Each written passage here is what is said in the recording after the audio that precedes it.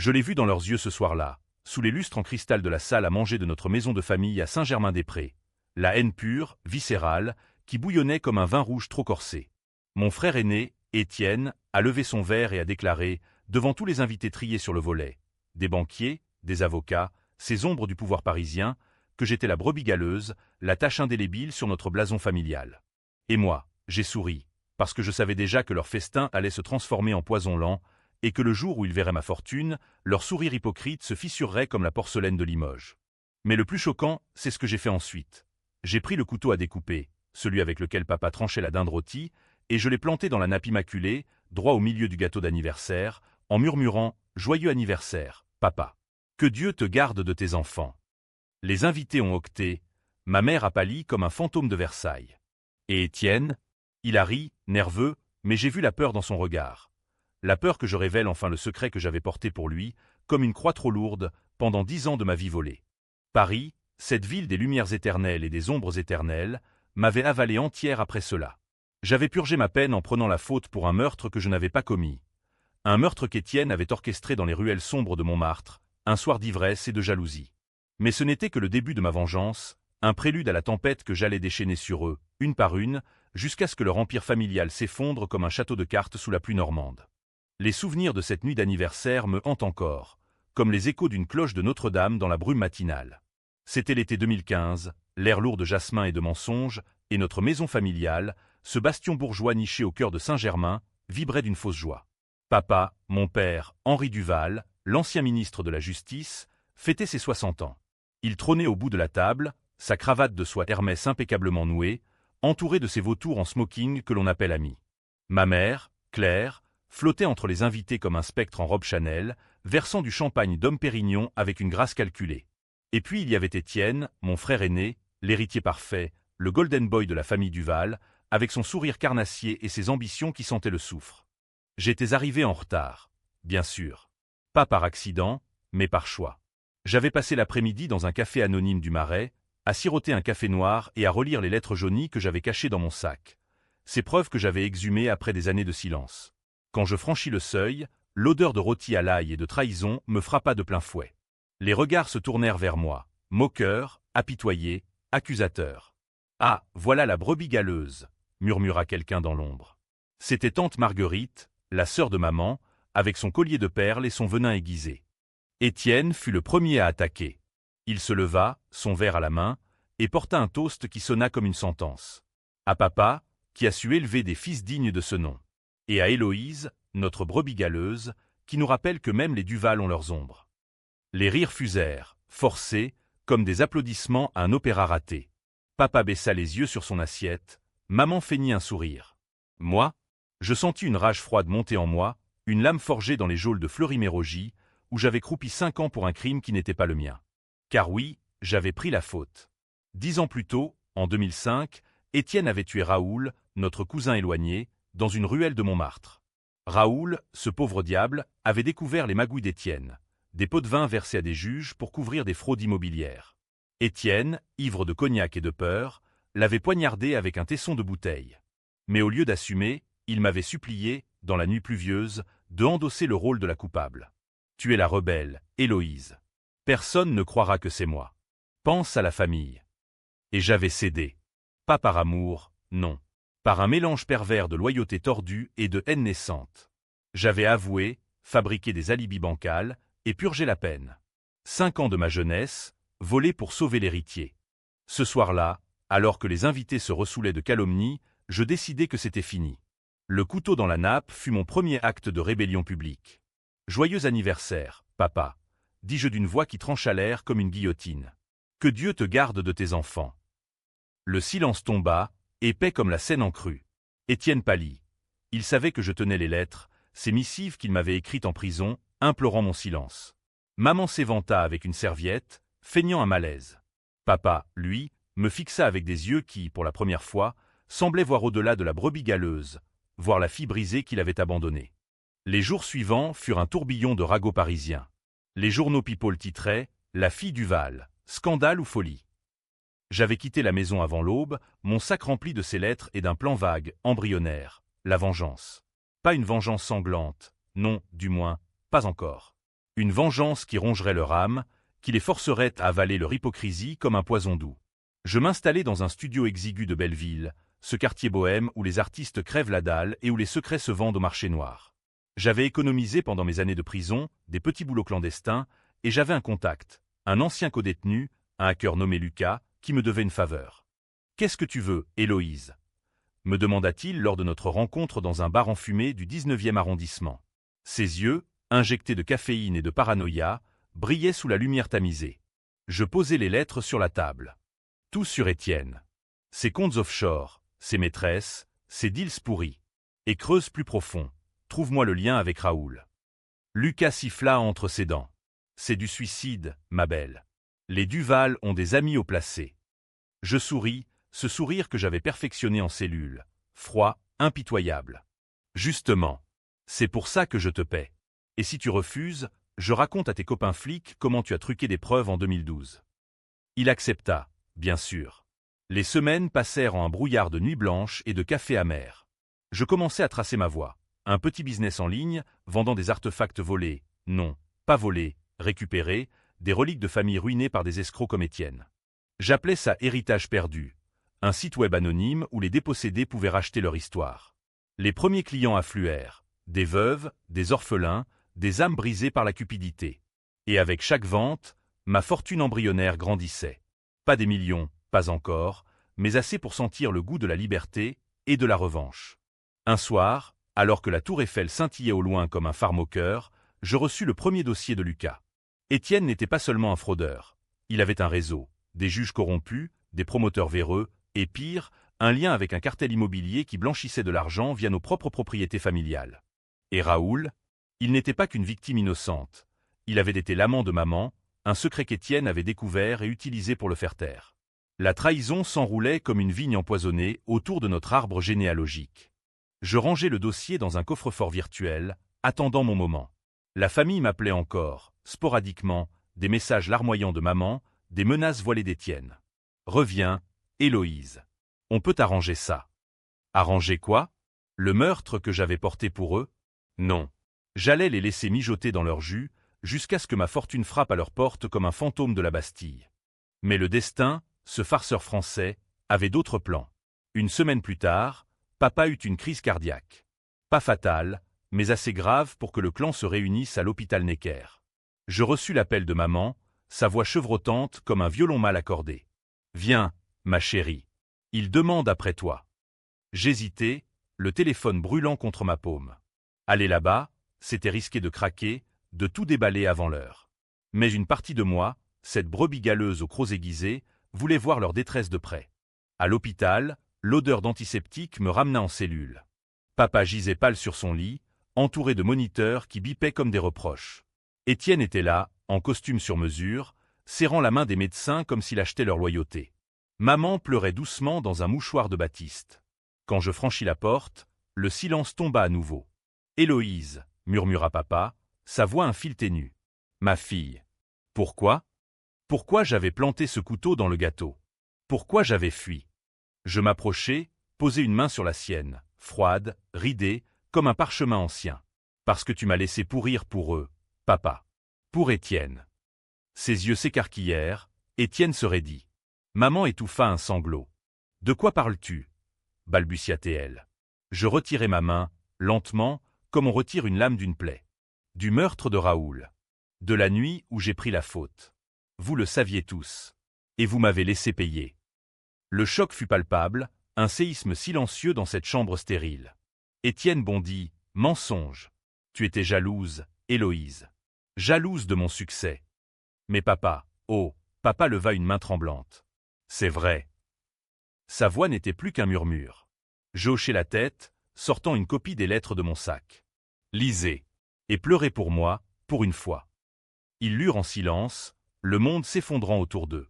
Maman s'effondra en larmes, Étienne jura, son masque craquelant. Papa ferma les yeux, une larme solitaire coulant sur sa joue. « Pardonne-moi, ma brebis. » Pardonne? Le mot me brûla comme de l'acide. Je tournai les talons, laissant derrière moi un champ de ruines familiales. Dehors, Paris bruissait, indifférente, et je sentis pour la première fois le poids de ma fortune naissante. Pas d'argent, mais de pouvoir. Le pouvoir de détruire. Les mois suivants furent mon apprentissage de la guerre froide. Héritage perdu explosa. Des clients anonymes affluaient, attirés par les rumeurs d'une femme qui rendait justice aux oubliés. J'embauchai Lucas comme associé. Nous opérions depuis un loft sécurisé dans le 11e, entouré d'écrans et de secrets. Ma fortune grimpa. 50 000 € le premier trimestre, puis 200 000.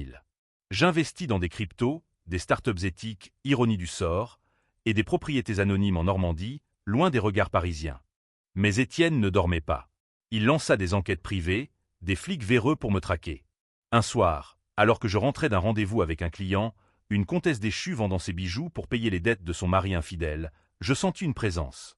Dans l'ombre d'une ruelle près de la Bastille, 2 silhouettes émergèrent, des malfrats à la solde d'Étienne.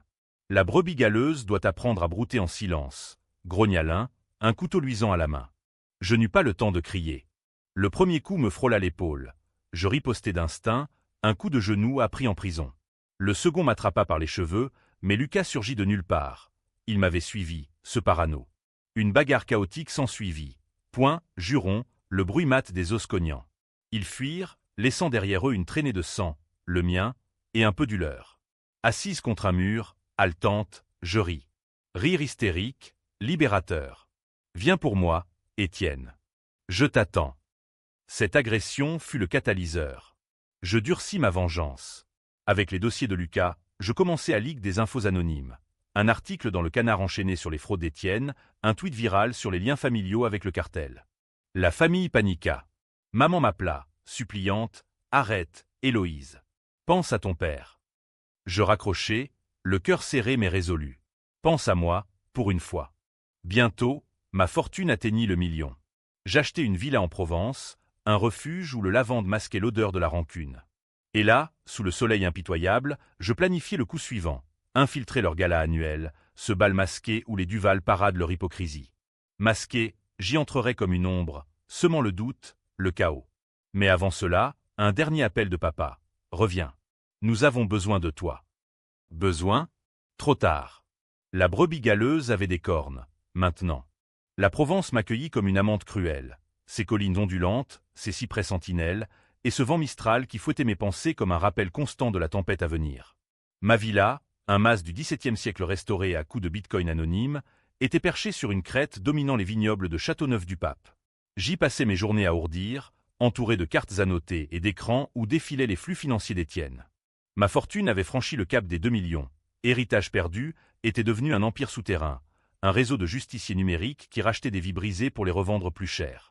Ironie, j'étais devenu ce que je haïssais, une Duval enrichie par le malheur des autres. Mais au moins, c'était mon malheur, mon choix. Lucas s'installa avec moi, ce hacker au passé trouble devenant mon confident involontaire. « T'es en train de te transformer en monstre, Héloïse », me dit-il un soir, alors que nous sirotions du pastis sur la terrasse, le soleil couchant saignant le ciel en rouge. Je haussai les épaules, fixant l'horizon où Paris semblait un mirage lointain. Un monstre? Peut-être. Mais Étienne m'a forgé dans ce feu. Et toi, Lucas, tu n'as pas tes propres démons? Il rit, amer, et raconta son histoire. Un frère emprisonné injustement, une vengeance inachevée. Nous étions des âmes sœurs dans la rancune, unis par le fil ténu de la survie. Les leaks continuaient, méthodiques, impitoyables. Un email anonyme à un procureur zélé exposa les comptes offshore d'Étienne aux Caïmans. Un dossier photoshopé, mais crédible, lia maman à l'amant assassiné, Raoul, via des photos volées. Le scandale éclata comme une bulle de savon empoisonné. Le Monde titra « Les Duval », un empire built on sand and blood, et les salons parisiens bruissèrent de chuchotements. Étienne riposta, bien sûr. Il m'envoya un avocat, un requin en costume 3 pièces, qui débarqua à ma villa un matin brumeux. « Madame Duval, votre frère offre une trêve. 1 million pour votre silence. » Je le fis attendre dans le salon, entouré de tapisseries provençales et de bouteilles de vin millésimé. Quand j'entrai, en robe de lin simple mais les yeux d'acier, il bafouilla son laïus. « 1 million ?» répétai-je, versant du café dans une tasse en faïence. « Dites à Étienne que je ne vends pas mon silence. Je le loue. Et le prix vient de doubler. » L'avocat cligna des yeux, déconcerté. « Que voulez-vous dire ?» Je souris, sortant un contrat vierge. Je veux une part de l'empire familial. 20% des actions Duval Immobilier. Où je publie tout, le meurtre, les pots de vin, et le rôle de papa dans le cover-up. Il partit la queue entre les jambes, mais je savais qu'Étienne mordrait à l'hameçon. Il l'avait toujours fait, m'utiliser comme bouc émissaire. En attendant, je renforçais mes défenses. Lucas installa un système de surveillance high-tech, caméra, pare-feu et un réseau de VPN qui rendait ma trace aussi insaisissable qu'un fantôme de la Révolution. Ma fortune gonflait, 3 millions maintenant, investis dans des vignobles bio, un clin d'œil moqueur à nos racines champenoises.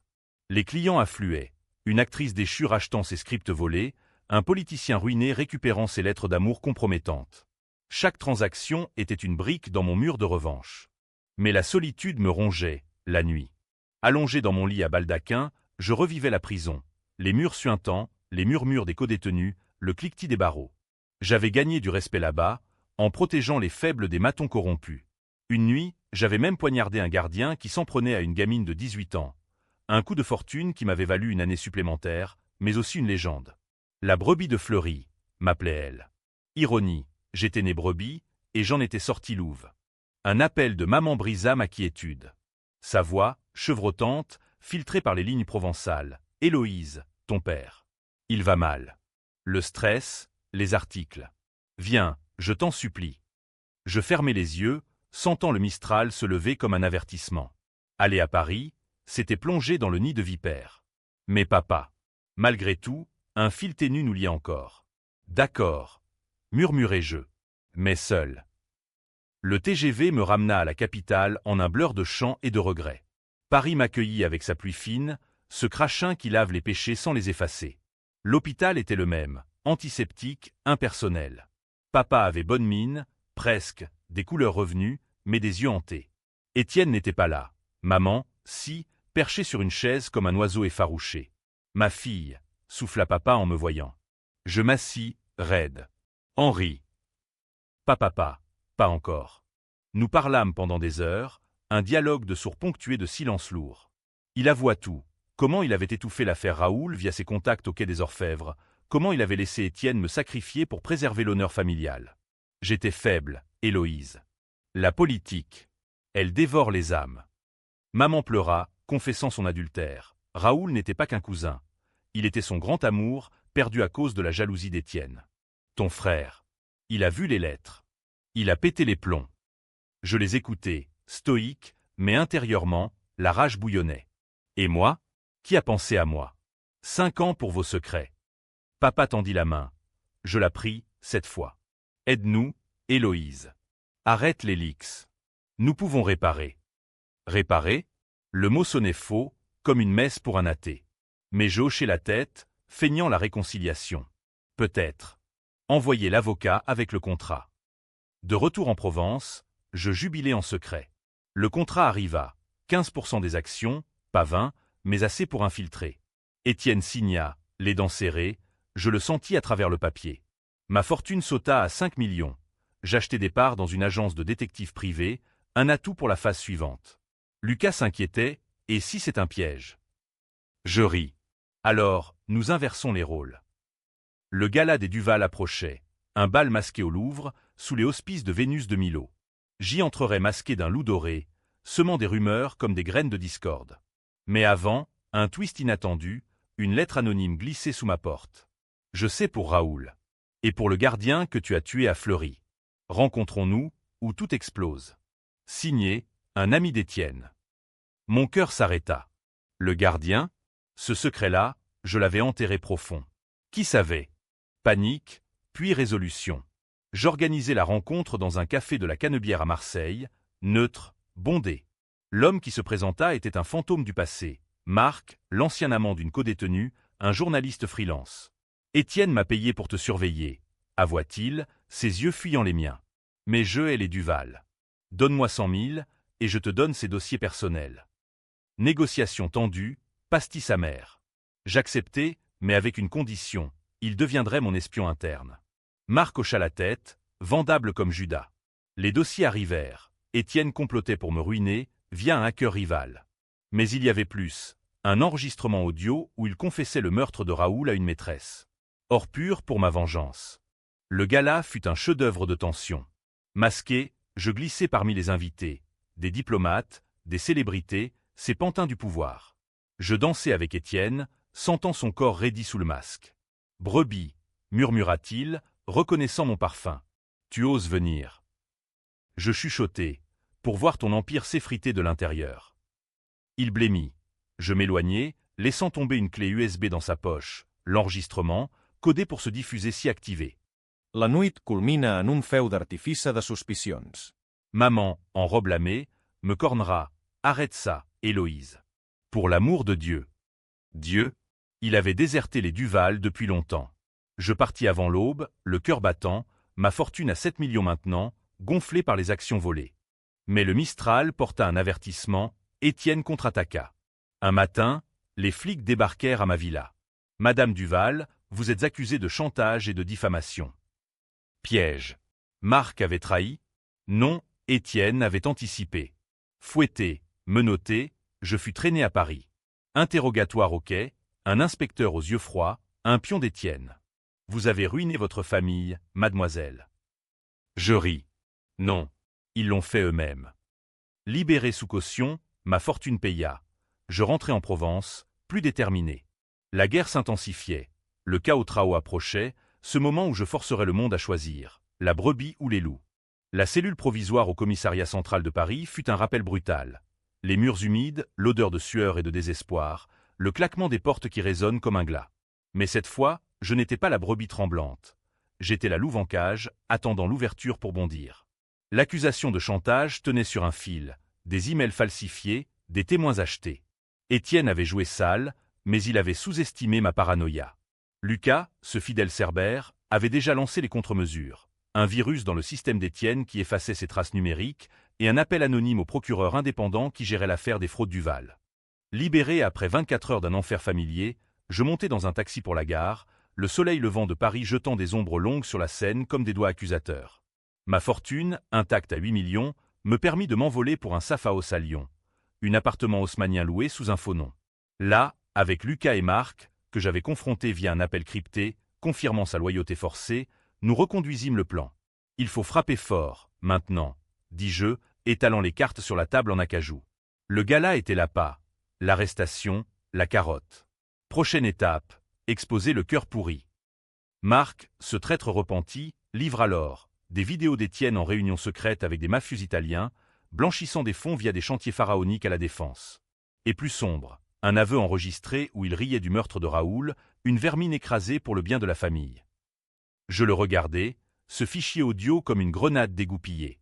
Publie-le, ordonnai-je à Lucas. Mais pas tout. Tease-le, un extrait de 10 secondes sur un forum dark web, avec un lien paywall à 10 000 € pour le full. Le buzz fut immédiat, viral comme une épidémie de choléra dans les bas-fonds numériques. Les forums hackers, les salons Telegram des élites corrompues, tout le monde mordait.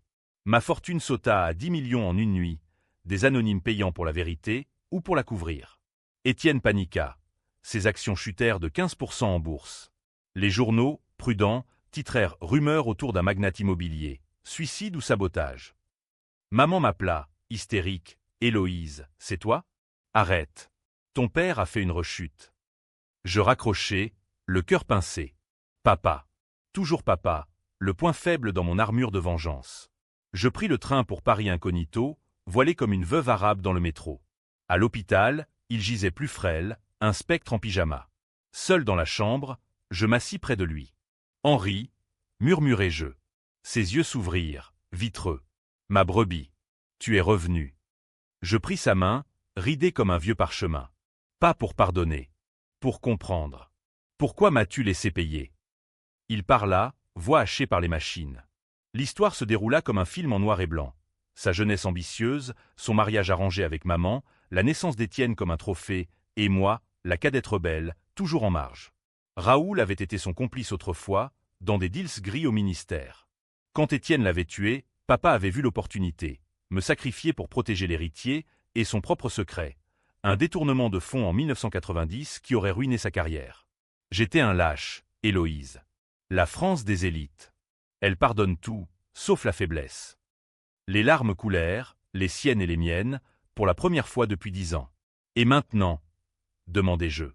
Il sourit faiblement. Aide Étienne. Ou détruis-le. Mais vis, ma fille. Vis pour toi. Je partis avant l'aube, son pardon comme un baume empoisonné. Vivre pour moi? La vengeance était ma vie, maintenant.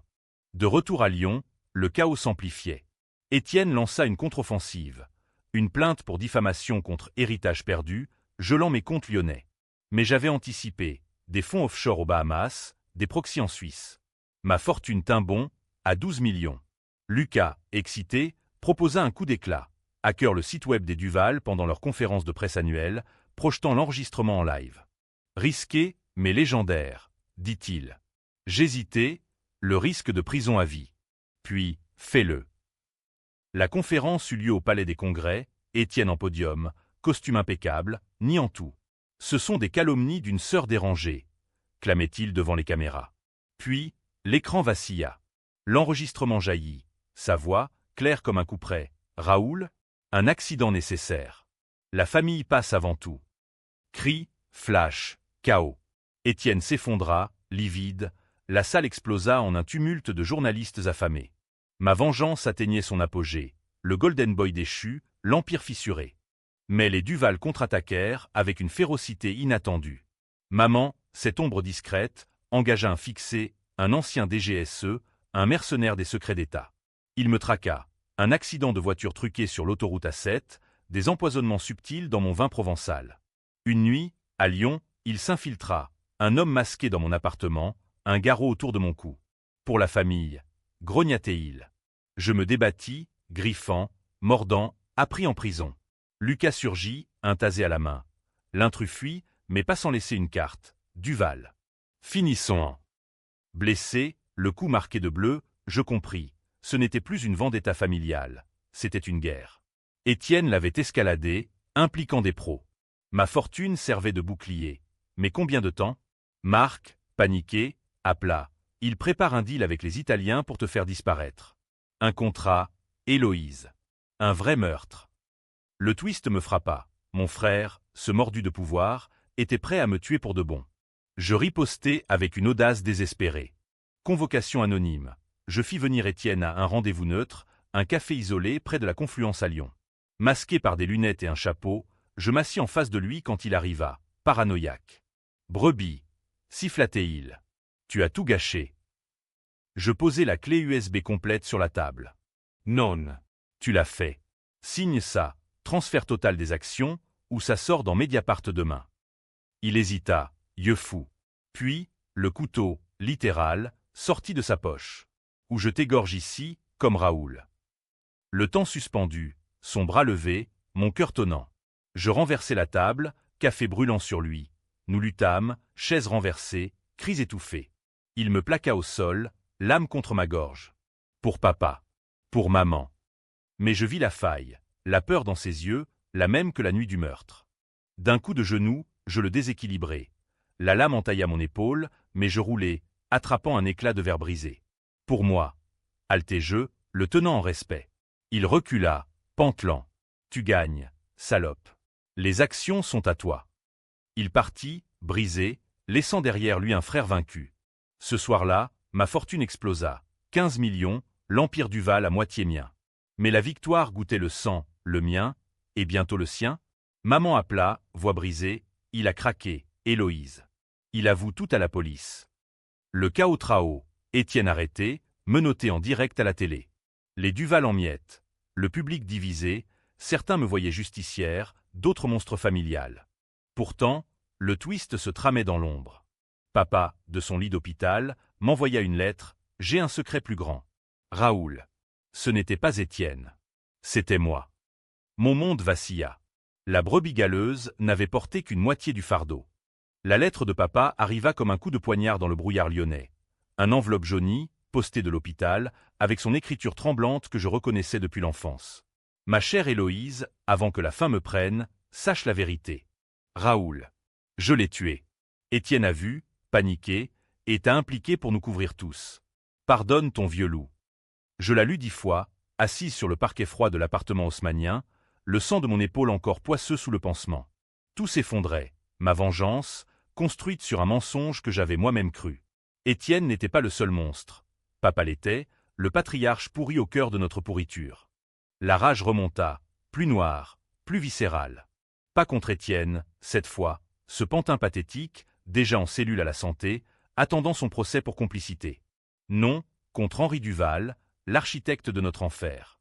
Ma fortune, à 16 millions maintenant, avec les actions gelées en attente de validation judiciaire, me donnait les moyens. Avocat, détective et un billet pour Paris. Mais avant, un appel à Lucas. Vérifie ça. Fouille les archives du ministère. Il confirma en 24 heures. Un rapport enterré, daté de 2005, avec des incohérences, l'empreinte de papa sur le tesson de bouteille, effacée par un ordre venu d'en haut. Paris m'accueillit en deuil. La ville pleuvait, grise et miséricordieuse, comme pour laver les Duval de leur histoire. Je me rendis directement à l'hôpital, masqué par un foulard et des lunettes noires. Maman était là, vieillie de 10 ans en une semaine, ses perles de culture ternies par les larmes. « Héloïse !» s'exclama-t-elle en me voyant. Je l'ignorais, passant droit à la chambre de papa. Il était conscient, mais faible, relié à des tuyaux comme un pantin désarticulé. « Tu as lu ?» murmura-t-il, sans préambule. Je m'approchai, voix basse comme un confessionnal. « Pourquoi, papa ? Pourquoi me laisser payer pour toi ?»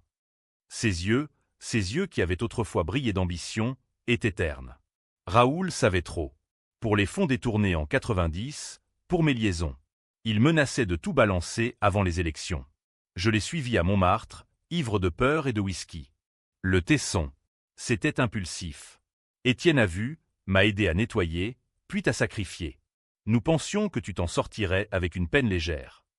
Léger, 5 ans de ma vie, volés pour son honneur. Maman entra, suppliante, écoute-le, ma chérie. Il va mourir. Mourir. Le mot plana comme un corbeau. Je fixai papa, tu vas avouer. À la police. Ou je le fais pour toi. Il secoua la tête, faiblement. Trop tard. Laisse-moi partir en paix. Paix? Je ris, un rire qui claqua comme un fouet. La paix est pour les innocents, Henri. Toi, tu auras le jugement. Je partis, laissant derrière moi une mère en sanglots et un père brisé. Dehors, la vengeance muta. Plus de leaks subtils, maintenant, une tempête.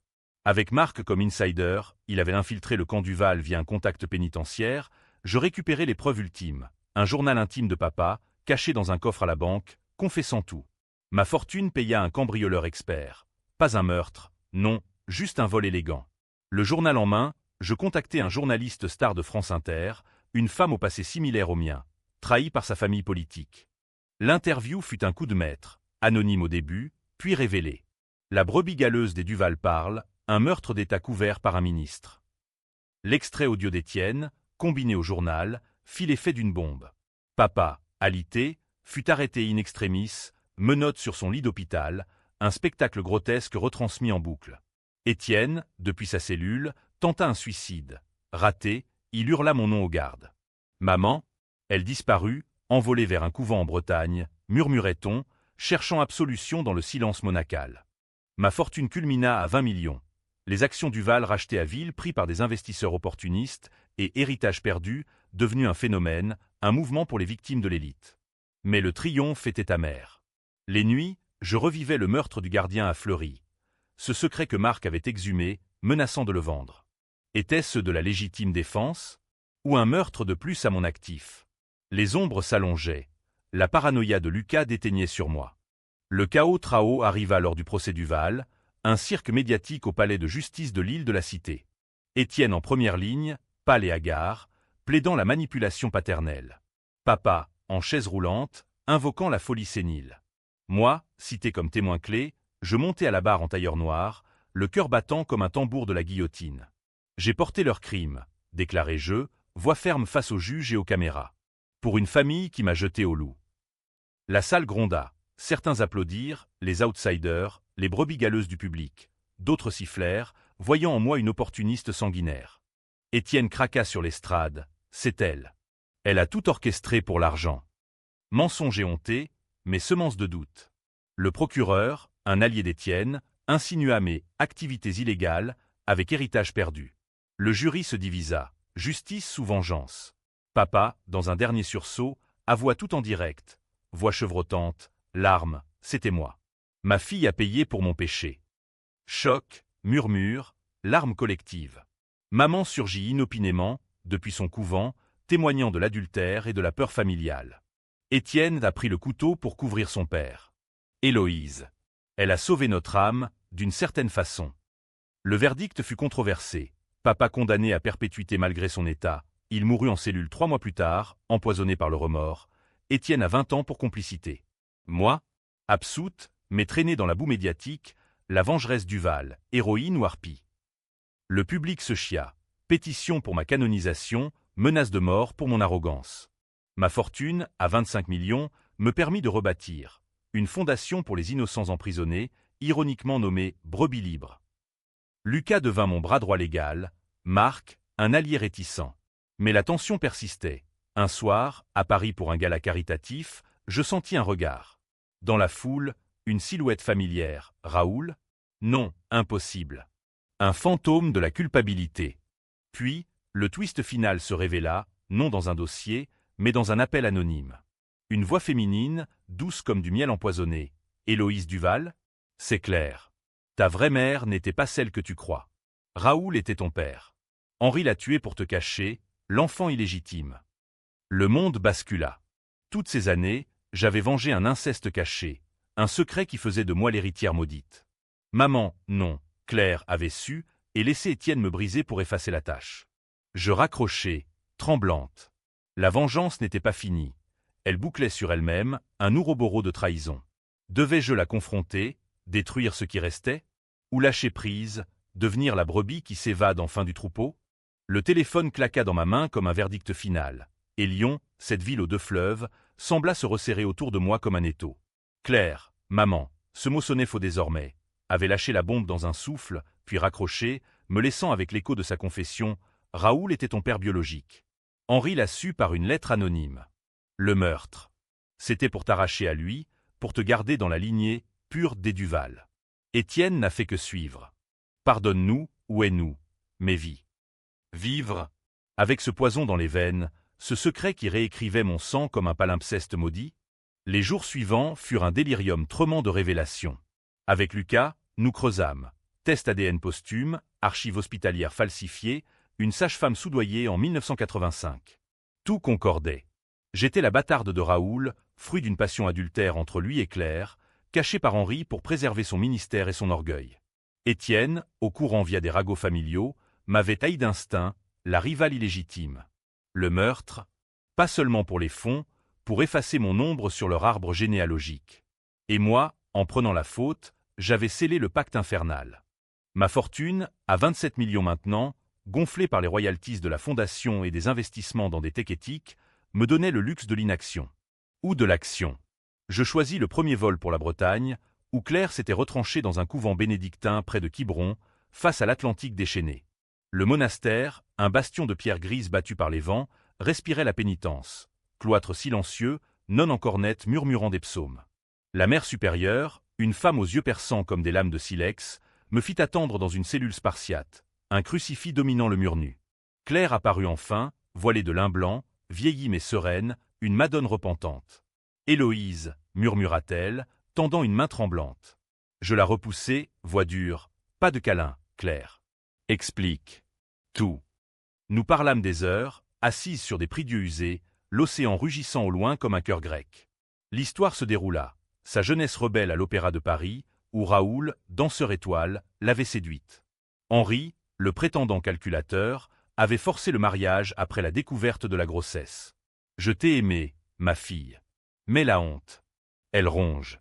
Quand Raoul a voulu te réclamer, Henri a vu rouge. Le meurtre, puis le cover-up. Étienne, manipulé, t'a jeté au loup pour plaire à son père. Je l'écoutais, le cœur un nœud gordien. Haine? Oui, pour les années volées. Pitié? Pour cette femme brisée par l'hypocrisie française, cette culture où l'honneur familial prime sur le sang. Et maintenant? Demandai-je enfin. Elle pleura, perle sur son habit. J'attends le jugement de Dieu. Toi, Héloïse, tu as le choix, détruire ou reconstruire. Détruire? J'avais déjà rasé l'empire Duval. Étienne pourrissait en cellule, Henri mort empoisonné par ses secrets. Reconstruire? Pour qui? Je partis sans pardon, mais avec une graine plantée. Peut-être, un jour, clore le cercle. De retour à Lyon, la fondation Brebis Libre fleurissait. Centre d'accueil pour ex-détenus, bourse pour les enfants de familles dysfonctionnelles. Lucas, mon ancre, proposa une expansion, un livre anonyme sur la vengeance familiale. pour que d'autres brebis ne saignent pas seules. J'acceptai, dictant les chapitres dans les nuits provençales, ma plume trempée dans l'encre de la rancune et du regret. Mais le destin, ce joueur malicieux, réserva un dernier coup. Un mois après le couvent, une lettre d'Étienne, de la Santé, cachetée par l'administration pénitentiaire. « Sœur, écrivait-il d'une main fiévreuse, papa m'a tout avoué avant de mourir. Tu es ma demi-sœur, oui, mais Raoul. Il n'était pas un saint. Il m'a abusé, enfant, lors de visites familiales. Le meurtre, j'ai aidé parce que je haïssais ce qu'il représentait. Ta vengeance m'a libéré, d'une façon tordue. Si tu lis ça, viens me voir. Pas pour pardonner, mais pour clore. Le twist ultime, l'abus, un secret plus sombre, enfoui sous des couches de déni. Étienne, victime et bourreau. Moi, innocente dans le chaos. Je brûlais la lettre, mais pas la curiosité. Visite au parloir, séparés par du verre blindé, nous nous regardâmes, deux ombres du Val. « Pourquoi me dire ça maintenant » demandai-je, combiné contre l'oreille. Il sourit, triste, parce que la haine nous a tués tous. Papa, Claire, nous. Toi, tu vis encore. Utilise ta fortune pour guérir, pas pour saigner. Je partis, le cœur lourd mais allégé. La vengeance avait causé des morts, Henri, indirectement, des réputations, des âmes. Mais elle avait aussi libéré. Étienne confessait ses abus en thérapie carcérale. Claire sortait du couvent pour témoigner anonymement contre les silences familiaux. Moi, je vendis les actions restantes, reversées à la fondation, ramenant ma fortune à un modeste 10 millions. Assez pour vivre, pas pour dominer. Paris, 1 an plus tard. Je marchais sur les quais, l'automne dorant les feuilles comme un repentir. Plus de brebis galeuses, juste Héloïse, survivante. Un appel de maman, Claire, joyeux anniversaire, ma fille. 60 ans pour Henri, mais pour nous, un nouveau départ? Je souris, pour la première fois sincère. Peut-être. Envoi du vin de Bretagne. Et une lettre d'excuse. La fin, pas BKCH, pas tout à fait heureuse. Une trêve UAM, tendue comme un fil de funambule au-dessus de l'abîme. Les Duval étaient brisés, mais des fragments renaissaient. Une sœur pardonnée, un frère rédimé, une mère repentante. Et moi, avec ma fortune comme bouclier, je marchais vers l'inconnu, Paris éternel, impitoyable, mais mienne enfin. Car au bout du compte, la vraie revanche n'était pas la ruine des autres, mais la reconstruction de soi. Et ça, famille ou pas, personne ne pouvait me le voler.